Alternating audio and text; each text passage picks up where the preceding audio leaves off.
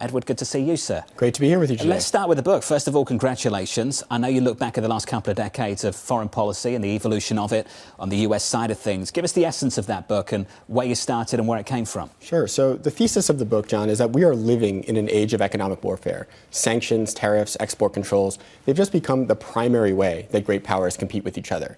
Obviously true of the United States, but increasingly true of our allies, the EU, Japan, China, India.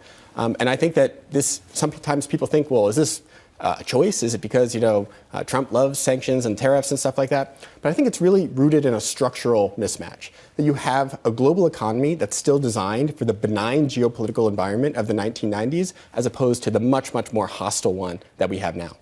What do you say to critics, sometimes myself, that say sanctions don't work, they just create new markets? What I would say is the question is, do sanctions work, right? Does anyone ask, does a bomb work? Well, a bomb is very good at blowing up something, but it doesn't always get you what you want.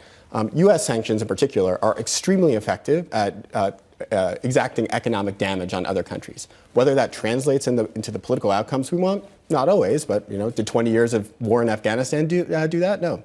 But what we've seen from the Biden administration, because they're the one that levied all of these sanctions, froze the Russian assets, did any of that work? Because in the end, we're about to enter the fourth year of this war. Sure. So I think the initial goal that Biden had was to use the threat of devastating economic pain to deter Putin. And that clearly failed. The second that Putin invaded Ukraine, that threat failed. You have to ask yourself, well, why did it fail? Is it because sanctions could have never worked? The evidence actually shows, it's something I talk about in my book, that Russia underestimated the will that the West had to impose sanctions. And the best evidence of that is he had this war chest of $630 billion in sovereign reserves, and half of them were left right there for the U.S. and the EU to freeze. So if he had thought that the U.S. was going to go that far, he would have diversified much more broadly into RMB, gold, and other assets. And you get this acknowledgement from the U.S. that sanctions are leverage with Moscow. You see that in the current discussions.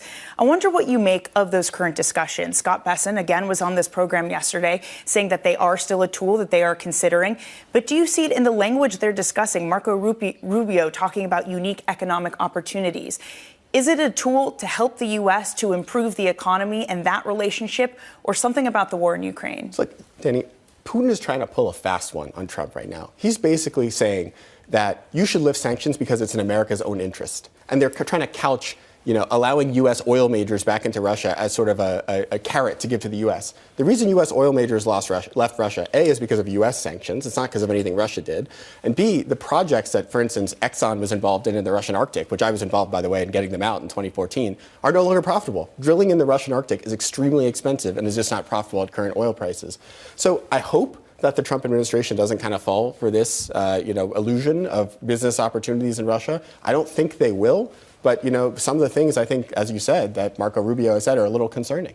Well, you even write on about the point that it would go in deference to the American energy dominance goal if they do something like that. But at the same time, it's not as profitable. So what would it mean for domestic production of energy if there is some sort of deal struck with Russia? So let's say in a world where Trump actually agrees with, Putin's view and says, OK, let's lift sanctions. I mean, what would senators and members of Congress say from Louisiana if we're prioritizing Russian LNG over U.S. Gulf Coast LNG? What would the Alaska delegation say if we're prioritizing Siberian oil exports over Alaskan? It's a little confusing, to be honest, and that's why I don't think we're going to go there. And I think if you're just looking at this even from a very narrow America First Trumpian view, you'd actually think, Anne-Marie, that you would build on those final sanctions that Trump put in place, which sanctioned Russian crude at the end of the administration. What that would do is it would provide a little price stability to give U.S. shale more room to produce at profitable rates and probably create market share for American LNG.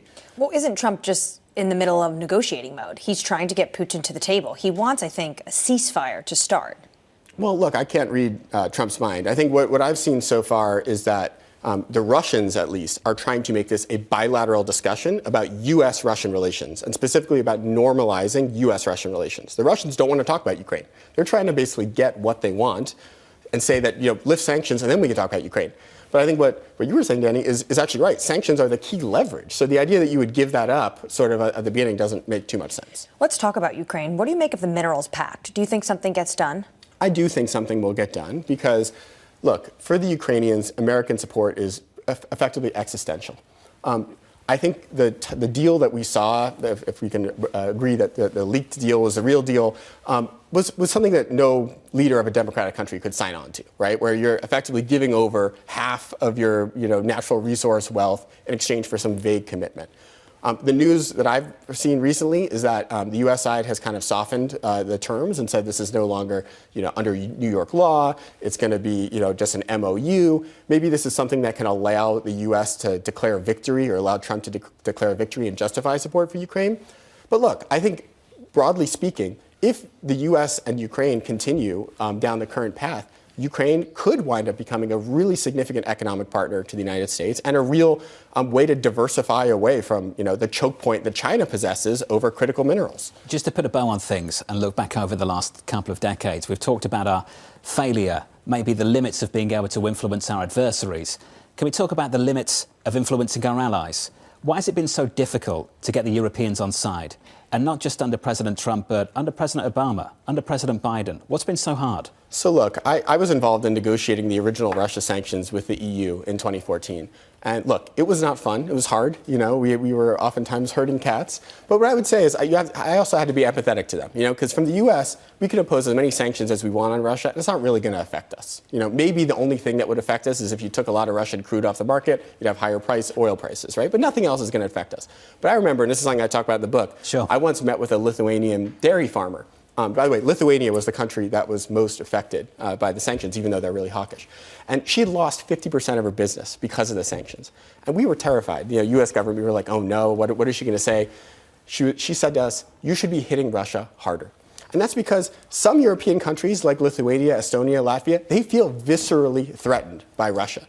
But if you're living in, Madrid or Paris, the Russians seem pretty far away. Do you think the Europeans are equally as empathetic with the American position? Because the American position right now, how many times do you get a European tourist coming to the United States and saying, the infrastructure's terrible and our infrastructure's great? Let me tell you why. There is an $800 billion plus defense budget in America that the Europeans do not have. The American taxpayer has been subsidizing the European infrastructure story for a long, long time. Do you think they are equally as empathetic with the American position? No, and I think we can sort of separate the military situation from the economic sanctions situation.